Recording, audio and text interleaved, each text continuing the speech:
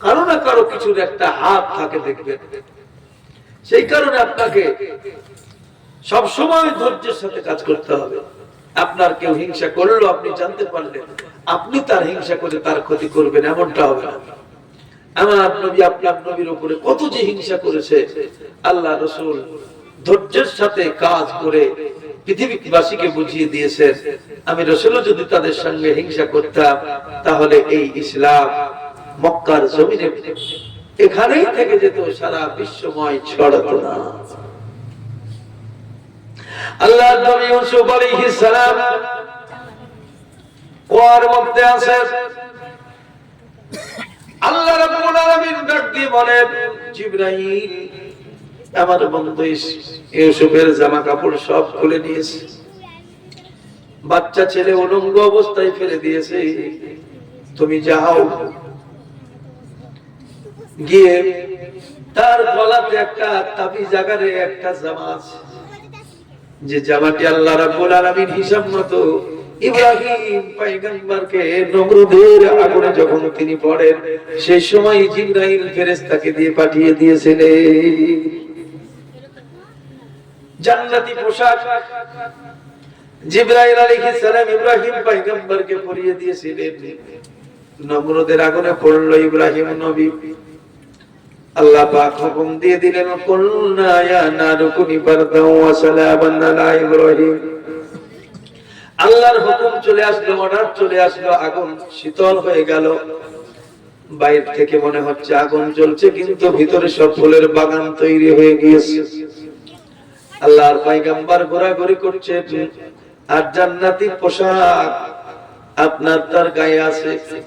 নমরুদের দেওয়া কাপড়টা পুড়ে ছাই হয়ে গেল, জান্নাতি পোশাকটাও পড়লো না। জান্নাতি পোশাক তো দূরের কথা, আল্লাহর পয়গম্বর ইব্রাহিম আলাইহিস সালামের শরীরের একটা চুল পশম পর্যন্ত পুড়ে নাই। সেই পোশাক ইব্রাহিম আলাইহিস সালাম ইসমাঈল আলাইহিস সালামকে না দিয়া ইসহাক আলাইহিস সালামকে দিয়েছিলেন। ইসহাক আলাইহিস সালাম ইয়াকুব আলাইহিস সালামকে উপহার দিয়েছিলেন। ইয়াকুব আলাইহিস সালাম সেই জান্নাতি পোশাকটা তাবিজাগারে হিসাব মতো গলায় লটকে দিয়েছিলেন। নবী তো নবী, নবীদের পোশাকের কত মূল্য। যারা অবুঝ, বোঝে না, নবীদেরকে সাধারণ মানুষের সঙ্গে তুলনা করে, খবরদার। মানুষ তো বটে, মানুষের মাঝেই তো এসেছেন। সূরা জুমার মধ্যে আল্লাহ পাক বলছেন, নিরক্ষরদের মধ্যে আমি একজন রাসূল পাঠিয়েছি। এই আয়াতকে কেন্দ্র করে অনেকেই রাসূলকে বলে উম্মি, মানে নবী লেখাপড়া কিছুই জানতে না, বোকা। তাহলে আমি কিছুই জানি না, সেই কারণে আপনারা দাওয়াত দিয়ে নিয়ে সেখানে বক্তব্য দেওয়াচ্ছেন নাকি? এটাই মনে করে নিয়ে এসেছেন? তাহলে যদি আমি কিছু জানি না এটাই মনে করে নিয়ে আসেন, তাহলে আমি বলছি কোথা থেকে? আসলে নবী নিরক্ষর নন, নিরক্ষর হচ্ছে সমাজ, সমাজের প্রতিনিধি। তাই নবীকে উম্মি বলা হয়। নিরক্ষর, অক্ষরহীন সমাজ, সেই সমাজের মধ্যে আল্লাহ পাক রাসূলকে পাঠিয়েছেন অতি জ্ঞানী করে, সম্মান দিয়ে, ইজ্জত দিয়ে। আল্লাহ পাক বলছেন, মা কানা ওয়া মা ইয়াকুন, যা কিছু নবীর পূর্বে ঘটেছে, কিয়ামত পর্যন্ত যা কিছু ঘটবে, সমস্ত তথ্য, সমস্ত জ্ঞান আল্লাহ রাব্বুল আলামিন তার বন্ধুকে দান করেছেন। তো নবী এখানে নিরক্ষর নন, নবীর সমাজ মূর্খ ছিল, বর্বর ছিল, তাদের মধ্যে রাসূলকে পাঠিয়েছেন। তাই নবীর এই নামটা হলো উম্মি। আসলে অনেক উদাহরণ আছে। কেউ টুকটুকি চালাচ্ছে, বেটা কিন্তু টুকটুকি নন, কিন্তু যখন আপনার প্রয়োজন হবে পিছন থেকে ডাক দেবেন, তো আপনি বলবেন, এই টুকটুক, তার মানে কিন্তু ড্রাইভারকে বোঝাচ্ছে। তো ড্রাইভার কি টুকটুক? রিস্কাওয়ালা, এই রিস্কা, তার মানে যে রিস্কা টানছে সে কি রিস্কা? উদ্দেশ্য হলো রিস্কাওয়ালাকে ডাকা। এখন তার তো আমি নাম জানি না, এখন কাজকর্মের মাধ্যমে তার নামটা হয়ে গেল রিস্কা। সে আসলে চালক, তার নাম কাজে কর্মের মাধ্যমে তার নাম হলো টুকটুক, বেটা কিন্তু টুকটুক নয়। ঠিক অনুরূপ আল্লাহর হাবিব উম্মি নন, ওনার সমাজ উম্মি, তাই সমাজের কারণে রাসূলের নাম হলো উম্মি। আর একটা দিক যদি আমরা এখানে দেখি, উম্মি মানে আর একটা আছে, উম্মি মানে তো মা হয়।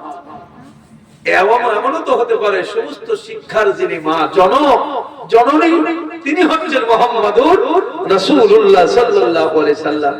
আমরা এই ছোট্ট মানেটা কেন নেব যে নবী নিরক্ষর এরকম কথা কেন বলবো? খবরদার এমন কথা যেন মুখে উচ্চারণ না করি। আল্লাহ রাব্বুল আলামিন এই সমস্ত কথা থেকে আমাদের জবানকে হেফাজত করুন, বলুন আল্লাহুম্মা আমিন। তো হুজুর আকরাম সাল্লাল্লাহু আলাইহি সাল্লাম, তো যে কথাটা আমি বলছিলাম ইউসুফ আলাইহিস সালাম সম্পর্কে, যে আল্লাহ পাক ইউসুফ আলাইহিস সালামকে ইয়াকুব আলাইহিস সালাম সেই জামাটা দিয়েছিলেন। এই জামা জিবরাইল আলাইহিস সালাম এসে ওনাকে পরায়ে দিলেন। হযরত ইয়াকুব আলাইহিস সালামের ছেলে আল্লাহর নবী ইউসুফ আলাইহিস সালাম কুয়াতে তো পড়লেন, কিন্তু কোন রকম অসুবিধা হয় নাই, কারণ আল্লাহ রাব্বুল আলামিন হেফাজতের মালিক, তিনি হেফাজত করেছেন। হিংসুক বুঝতে পারা যাচ্ছে হিংসা করতেই থাকবে, আর আল্লাহ পাক বান্দাকে আপনার হেফাজত করবে। কথাগুলো আপনার জীবনে আপনি মিলিয়ে দেখবেন, অনেক আপনি পাবেন আপনার জীবনে আপনার হিংসা করছে, কিন্তু আল্লাহ পাক আপনাকে বিভিন্ন দিক দিয়ে আপনাকে হেফাজত করছে। বাস্তব সত্য, কোরআন দিয়েছেন আল্লাহ, এমনি দেন নাই। এমন হেফাজত করলেন, এরা হিসাব কত রাতের বেলায় কান্না করে বাবাকে বোঝাবার জন্য কান্নার ছলে ঢুকলো বাবার কাছে। বাবা গো, ইউসুফকে বাঘে খেয়ে ফেলেছে, আমরা হেফাজত করতে পারি নাই। আল্লাহর পয়গম্বর আগেই বলেছিলেন, জঙ্গলে বাঘ ভাল্লুক থাকবে, তোমরা হেফাজত করতে পারবে না। তার কারণ নবীগণকে আল্লাহ পাক ভবিষ্যতের জ্ঞান দান করেন। ভবিষ্যতে এরা কি বলবে দেখবেন। কোরআন পড়তে পড়তে সবগুলো তো মুখস্থ করা মুশকিল, কোরআন পড়তে পড়তে আপনারা পাবেন ইউসুফ ইয়াকুব আলাইহিস সালাম ছেলেদেরকে বলেছিল বা বলেছিলেন, তোমরা নিয়ে যেও না, জঙ্গলে বাঘ ভাল্লুক অনেক আছে, তোমরা হেফাজত করতে পারবে না। তারা বলেছিল, আব্বা জান আপনি আমাদেরকে অনুমতি দেন, আমরা দেখাশোনা করব। কিন্তু নবী ইয়াকুব আলাইহিস সালাম জানতেন এরা ছলনা করবে, ছলনা করে আমাকে বাঘের কথাটাই বলবে, সেই কথাটাই কিন্তু সত্য হয়ে গেল। তারা এসে বলল, আব্বা জান ইউসুফকে আমরা হেফাজত করতে পারি নাই, বাঘে খেয়ে ফেলেছে। বিশ্বাস যদি না হয় দেখুন, বাঘের বা ইউসুফের রক্ত মাখা জামা আমরা নিয়ে এসেছি। রক্ত মাখা জামা আল্লাহর নবী যখন দেখলেন, দেখার পরে দেখতেছেন জামাতে রক্ত লাগা আছে, এটা সত্য, কিন্তু জামাটা কোন জায়গায় আপনার খানখোটা কিছু নাই, ফাটা ফোটা কিচ্ছু নাই। আল্লাহর পয়গম্বরের বুঝতে বাকি রইল না। তিনি বললেন, বাবা ঠিক আছে, বুঝতে পেরেছি, এমন বাঘে আমার ছেলে ইউসুফকে খেয়েছে। বাঘটা বড় শিক্ষিত বাঘ ছিল, দয়াবান বাঘ ছিল। তার কারণ এত দয়াবান আর এত শিক্ষিত যে জামা খুলে খেতে হয় সেটা বাঘে জানতো, যে জামা খুলে খেয়েছে। আরে বাবা, তুমি আমাকে বোকা পেয়েছো, বাঘে যখন আক্রমণ করবে জামা খোলার টাইম দেবে? জামা পোশাক থাকলে আগে তো জামা পোশাক ছিঁড়বে, ফাটবে, জামার তো কোনো জায়গা ফাটা ফুটা কিচ্ছু নাই। এগুলো হচ্ছে দেখবেন মুনাফিকদের চরিত্র। মুনাফিকরা আপনার সম্মুখে এসে বলবে এক, আর কাজে করবে আর।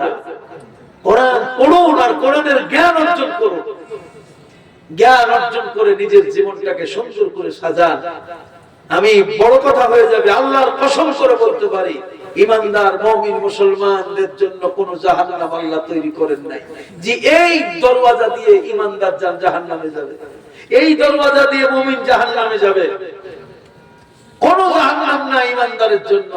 ইমানদার নিজের কর্মদোষে যদি জাহান্নামে যায়, কারো কিছু করার নাই, কারো কিছু করার নাই। এমন কোন জাহান্নাম আপনি কোরআনের কোন জায়গায় খুঁজে পাবেন না, আল্লাহর নবীর জবানের হাদিসে কোন জায়গায় আপনি খুঁজে পাবেন না ঈমানদারদের জন্য আল্লাহ জাহান্নাম করেছেন, মুমিনদের জন্য জাহান্নাম করেছেন, সালেহীনদের জন্য জাহান্নাম তৈরি করেছেন। কখনো নয়। সালেহীনরা এই জগতেও জীবন দেবে, কষ্ট করবে, রক্ত দিবে, আর পর জগতেও জাহান্নাম খাটবে।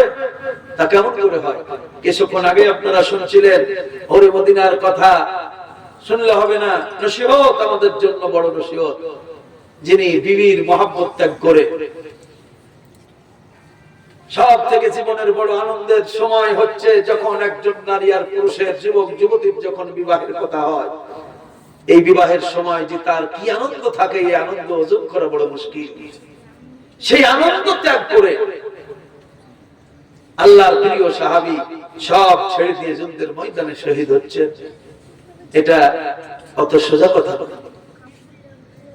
তাহলে যা সমস্ত কিছু ত্যাগ করবেন আল্লাহর মহব্বতে, আবার পরজগতে গিয়ে জাহান্নামে যাবেন, তাহলে কি হলো? শহীদদের কোনো জাহান্নাম নাই, মুমিনদের কোনো জাহান্নাম নাই, নবী রাসূলের কোনো জাহান্নাম নাই। কাফের মুশরিক বেদীন আল্লাহর আইন, আল্লাহর নিয়ম, আল্লাহর বিধান না মেনে নিজেকে শয়তানের গোলাম তৈরি করে যারা পৃথিবীর জমিন থেকে যাবে, সে মুসলিম ঘরে জন্ম নেক আর কাফেরের ঘরে জন্ম নেক আর যেখানে জন্ম নেক, সে তো জাহান্নামে যাবে। তাই পৃথিবী ছাড়াটা এমন কোনো বিষয় নয়, বেঁচে আছে এটাই বড় বিষয়। সময় থাকতে সময়ের মূল্য দিবেন। সময়ের মূল্য যারা দেয় না তারাই হচ্ছে হিসাব মতো আপনার ক্ষতিগ্রস্ত। কোরআন মাজিদে যে সূরাত আল্লাহ দিয়েছেন, বিসমিল্লাহির রহমানির রহিম, ওয়াল আসরি ইন্নাল ইনসানা লাফি খুসর। যারা এই সময়ের মূল্য বোঝে না তারা কিন্তু পৃথিবীর জমিনে ক্ষতিগ্রস্ত। সময় থাকতে যতক্ষণ সময় আছে সময়টাকে কাজে লাগান, জীবনটাকে পবিত্র করুন। কবরে কাফন করে চলে যান, কবরে থাকবে আপনার লাশ, আলামে বরজখে যাবেন আপনি। কে কবে জন্মাবে বলে আগে আহার পাঠিয়ে দিলে, এখন দয়াময় কে বলে দিন কাটালি ঘরে রে। আমার মন কেন অচেনা রে মাওলার জিকিরে, আমার দিল কেন জেনা রে আল্লাহর জিকিরে। যুবক জওয়ান ছেলে যারা আছো, বাবজি যারা আছে, পাঁচ ওয়াক্ত নামাজ তো ফরজ। তাহাজ্জুদের নামাজ খুব গুরুত্বপূর্ণ একটা নামাজ। প্রতিদিন যদি না পারেন সপ্তাহে একদিন পড়বেন। সপ্তাহে একদিন পারা যাবে না? তাহাজ্জুদের নামাজ পারলে সপ্তাহে একদিন পড়বেন, বেশি না পারলে 4 রাকাত পড়বেন। দেখবেন অনেক সময় রাতের বেলায়, দুপুর রাত্রে আপনার ঘুম হয়ে গেছে, ঘুম হয় না, তো অযথা বসে না থেকে যাই নামাজ বিছিয়ে দিয়ে তাহাজ্জুদের নামাজ আল্লাহ আমি পড়ছি, আল্লাহ পাক খুশি হবে, আপনার উপরে রাজি হবে। তাহাজ্জুদ পড়ে দোয়া করবেন, দোয়া কবুল হবে, হবে, গ্যারান্টি আছে। তাই জীবনটাকে আমরা শুধরাবো। ওই সময় একটু নিজের জন্য ভাবনা চিন্তাও করবেন, যাই আমাদের বাড়িতে বসে, আল্লাহ তুমি যে আমাকে সুযোগ দিয়েছিলে তা আমি মোটামুটি 40 পার করে দিয়েছি, 60 পার করে দিয়েছি।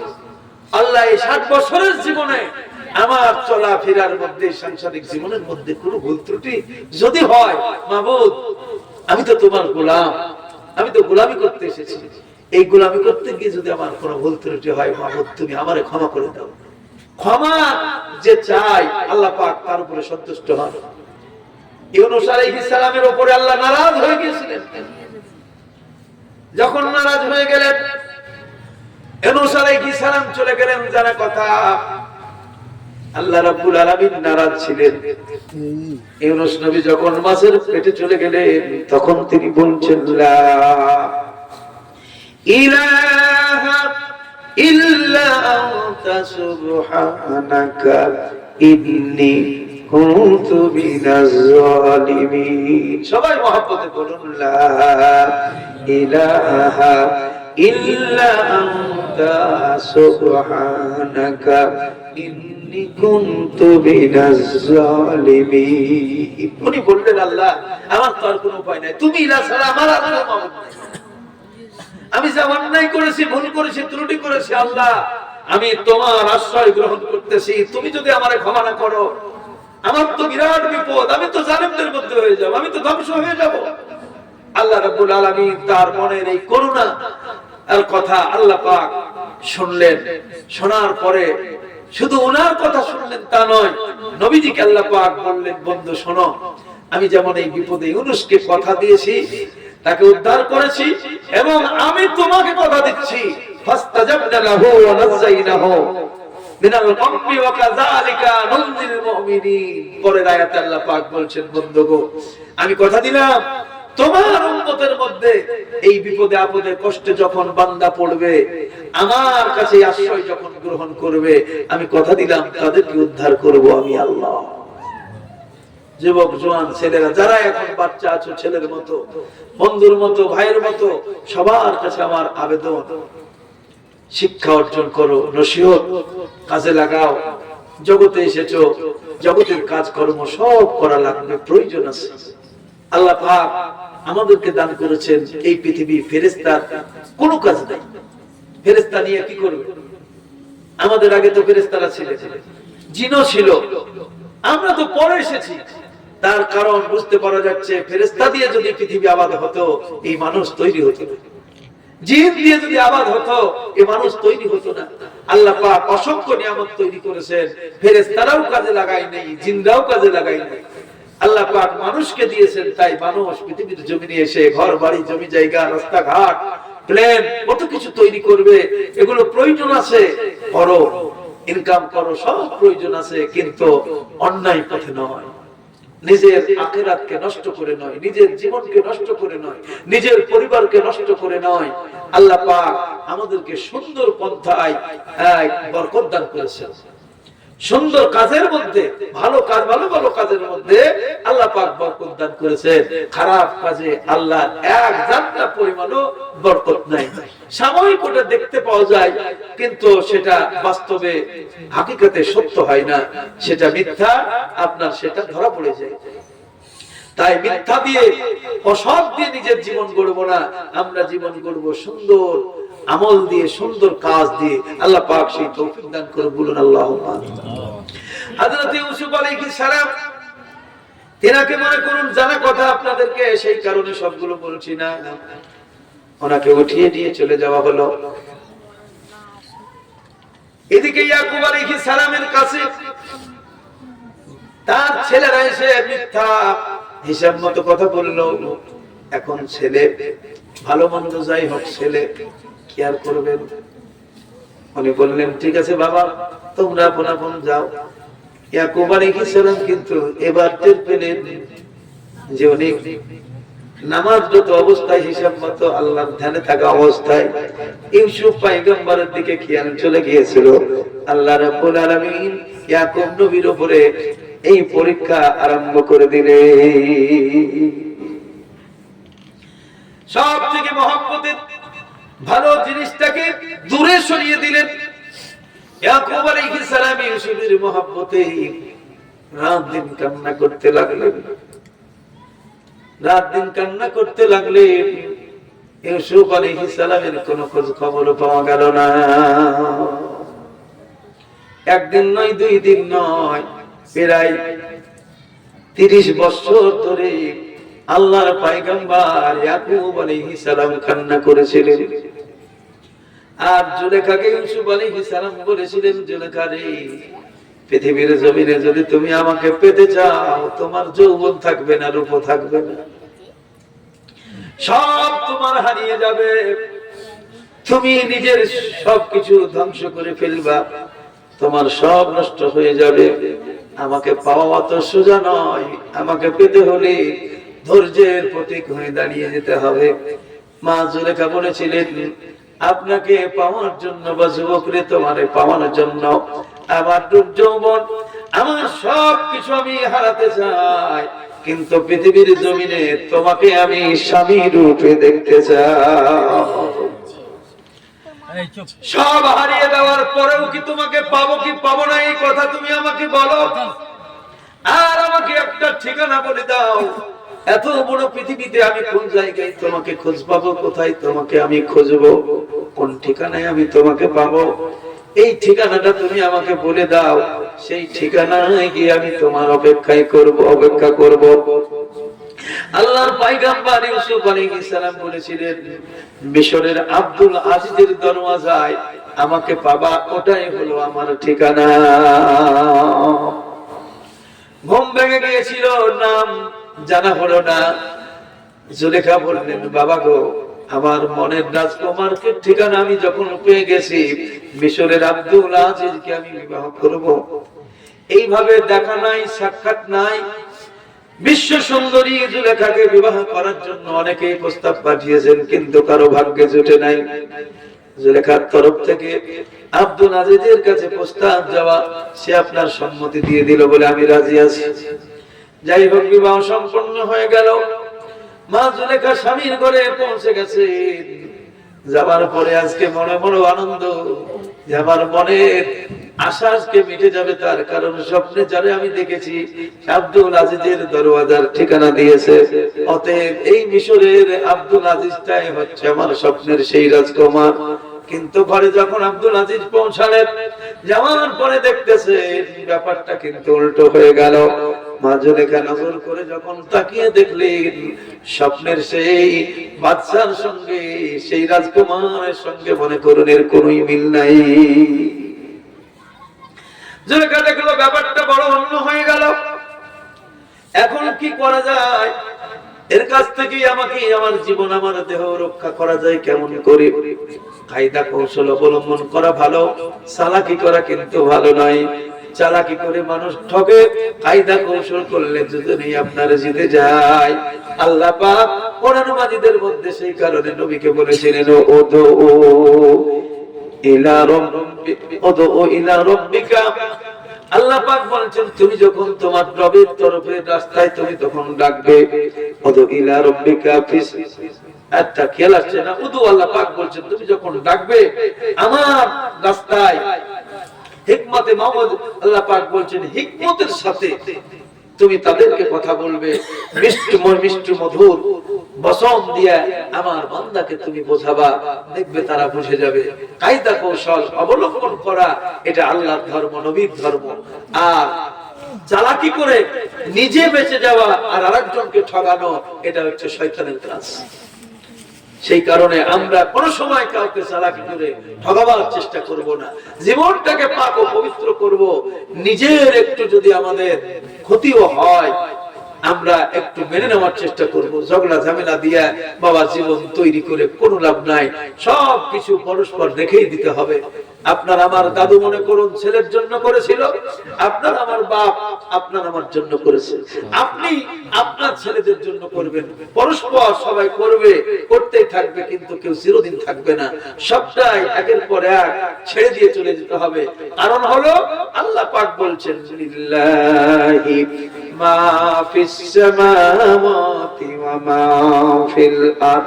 আল্লাহ বলেছেন, জমিন আসমানে যা কিছু আছে বান্দারে, সবই হলো আমার। সব যখন আল্লাহ, তাই আপনি দেখুন একের পর এক আমরা সব ছেড়ে দিয়ে চলে যাচ্ছি। আল্লাহর জমিন পড়েই থাকছে। মানুষ যখন সবাই চলে যাবে তখন জমিনে পড়েই থাকবে। তাহলে পরস্পর হাকিকাতে মালিক হচ্ছেন আল্লাহ, আমরা জুজি মালিক, আমরা সাময়িক সময়ের জন্য মালিক। আমরা তাই আমরা কারোর জন্য হারাম পথে যেন কিছু না করি। হালাল পথেই আপনি ইনকাম করে শেষ করতে পারবেন না। এত আল্লাহ পাক দিয়েছেন, এত আল্লাহ দিয়েছেন হালাল পথে। তো আমরা যদি হালাল পন্থা অবলম্বন করি, সুবহানাল্লাহ। আমি সেই কারণে এক সময় বলি, অনেকেই হিংসা করে, আমি তো জানি কে কোন মোড়ে কোন জায়গায় আমার হিংসা করে আমি জানি। তো আমি বলি যে শোনো, তোমরা যারা হিংসা করছো 110টা হতে পারো, কিন্তু 90টা লোকে আমাকে ভালোবাসে, 90টা লোকে আমারে চায়। তো আমি তো 90টা যারা আমাকে চায় তাদেরকে তো আমি টাইম দিতে পারি না। 90টা যারা আমাকে চায় তাদেরকে তো আমি টাইম দিতে পারি না। 10 জন তোমরা যারা আমার হিংসা করো তার পিছন ধরে আমার কোনো লাভ নেই। আমি অনেক সময় অনেক কাজে আমি দেখেছি যে বাস্তবে এলাকা বলুন বিভিন্ন জায়গায় আল্লাহ পাক নিয়ে যায়, আমি দেখেছি আল্লাহর কি দয়া কি রহমত। তাই আমরা হিংসা করব না, আর আজে বাজে রাস্তায় আমরা চলবো না। আজে বাজে রাস্তায় কোনো আপনার উপকার নাই, সেখানে ক্ষতি আর ক্ষতি, ক্ষতি আর ক্ষতি। আপনি যে কাজটাকে ছোট্ট মনে করছেন, ছোট্ট মনে না করে সেই কাজটাকে গুরুত্ব দিয়ে আপনি করুন, দেখবেন আল্লাহ পাক সে কাজে আপনার বরকত দেবে। ছোট্ট হোক সে কাজে আল্লাহ বরকত দেবে। আপনার মনের ভাবনা চিন্তা যদি ঠিক হয়, আপনি গন্তব্যস্থলে পৌঁছাবেন। এটা 100%, তার থেকেও বেশি আমি বলতে পারি। আল্লাহর উপরে পূর্ণ ভরসা যদি আপনি রাখেন, আল্লাহ দেবেন। মেহনত করা লাগবে, মেহনত করা লাগবে। ধনী গরিব সবই আল্লাহর তরফ থেকে।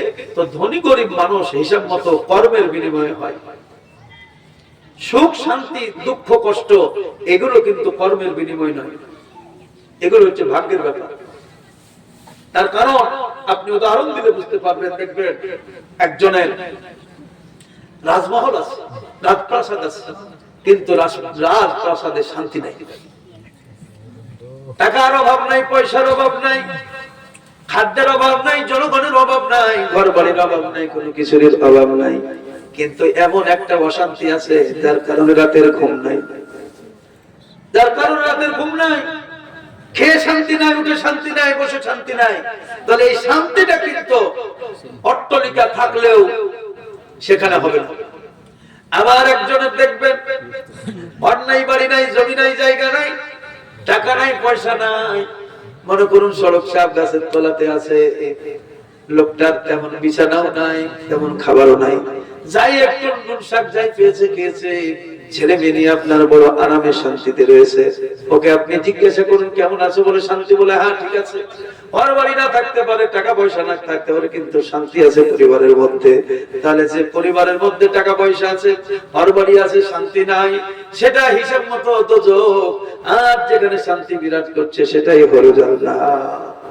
এই জন্য যত সম্ভব, আমার বাবু আছেন, উনি জানেন, ফজলুল হক, যত সম্ভব উনি বাংলাদেশের একজন কবি বলেছিলেন, ফজলুর রহমান যত সম্ভব ওনার নাম।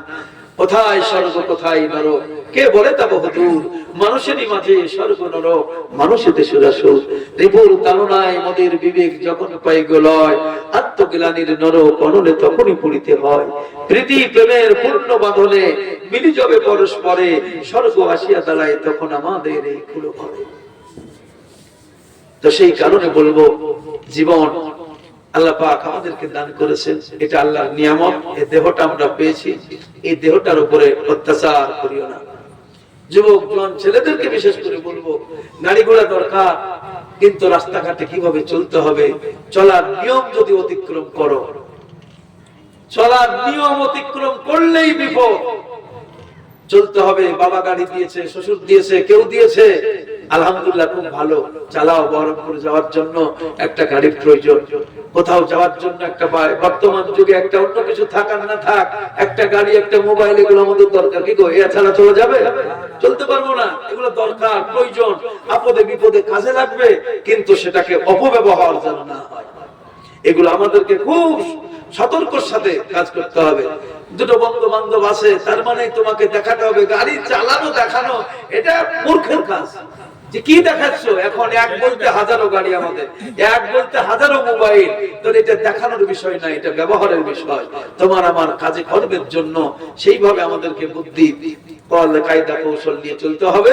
তো কোন কথাই ছিলাম, একটু মহব্বত কতটুকু বাজলে দেখো। আল্লাহুম্মা সাল্লি আলা সাইয়্যিদিনা মাওলানা মুহাম্মদ ওয়া আলা আলি সাইয়্যিদিনা মাওলানা মুহাম্মদ সাল্লাল্লাহু আলাইহি সাল্লাম। শীতের রাত বেশি বিরক্ত করা যাবে না, অনেকটাই হয়েছে, তো রাত 9টা বেজে গেছে, মানে অনেকটাই রাত। তো আলহামদুলিল্লাহ যে কথাগুলো বললাম নসিহতমূলক, এখন কথা হলো ধৈর্যের সাথে কাজ করতে হবে। মা জুলেখা প্রায় 40 বছর পৃথিবীর জমিনে কষ্ট করেছিলেন, কিন্তু তিনার লক্ষ্য ছিল কি?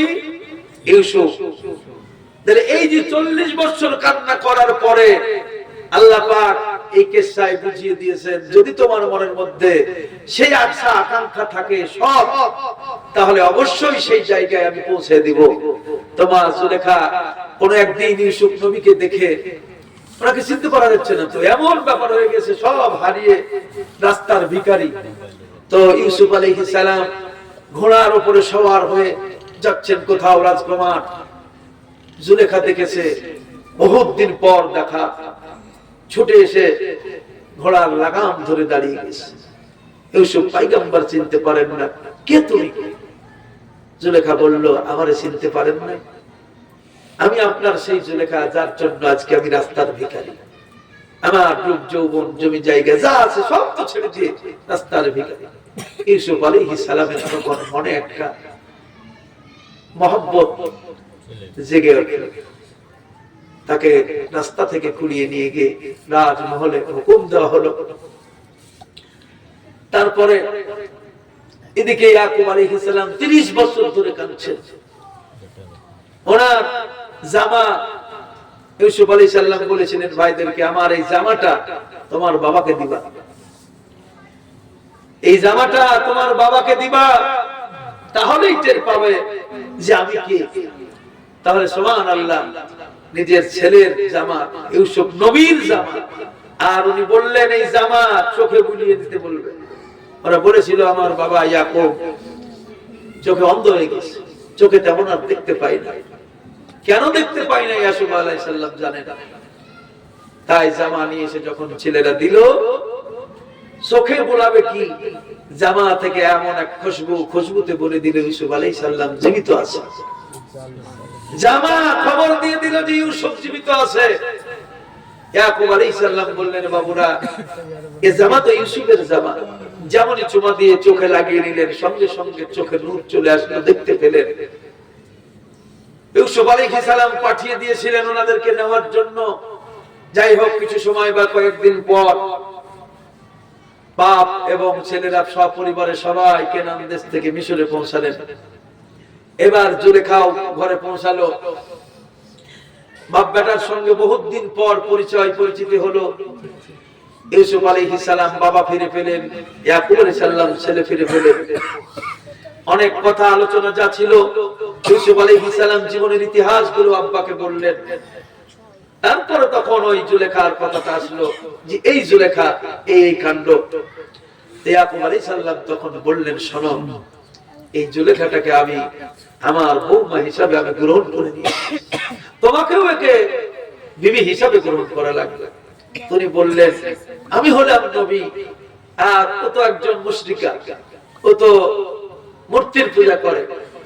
জুলেখা তিনি বললেন যে হুজুর, আমি সেই দিন থেকে তওবা করে নিয়েছি, যেদিন আপনার পিছনে এতগুলো টাকা খরচা করার পরেও, এই রাজপ্রাসাদ তৈরি করার পরেও আপনাকে আমি পেলাম না, সেই দিন আমি বুঝতে পেরেছিলাম যে আপনার আল্লাহ সত্য, আর আমি যে ভগবান ইত্যাদি যা কিছু পাথরের মূর্তির পূজা করি এগুলো সব মিথ্যা।